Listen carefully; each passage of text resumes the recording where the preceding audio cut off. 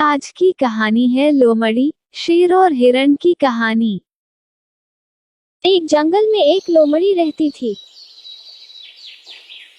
उसकी जंगल में ही रहने वाले एक खूबसूरत हिरण से दोस्ती थी। दोनों अक्सर साथ समय बिताया करते थे। वे बातें करते, खेलते और ढेर सारी मस्ती करते।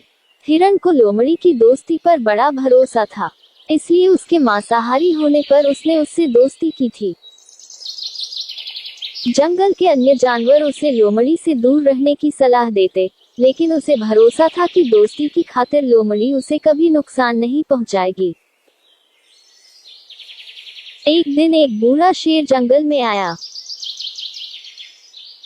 शिकार की तलाश करते हुए वह नदी किनारे पहुंचा।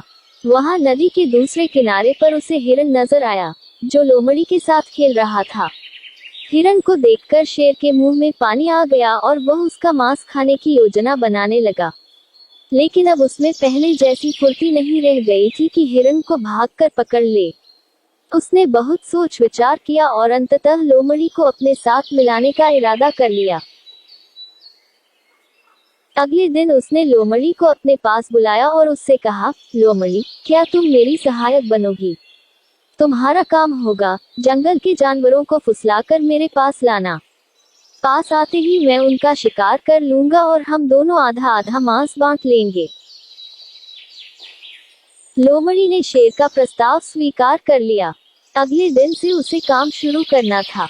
रात भर वह सोचती रही कि सबसे पहले किस जानवर को फुसलाकर शेर के पास ले जाऊं। किसी भी जानवर को फुसलाना आसान नहीं था। वैसे भी जंगल के जानवर उसे धूर्त समझते थे। उसने सोचा, क्यों न हिरण से ही शुरुआत की जाए, उसे फुसलाना आसान है। अगले दिन वह हिरण के पास गई और उसे फुसलाकर शेर की गुफा में ले आई। शेर ने झपट्टा मारकर हिरण को दबोचा और उसे मारकर उसका पूरा मांस खा लिया।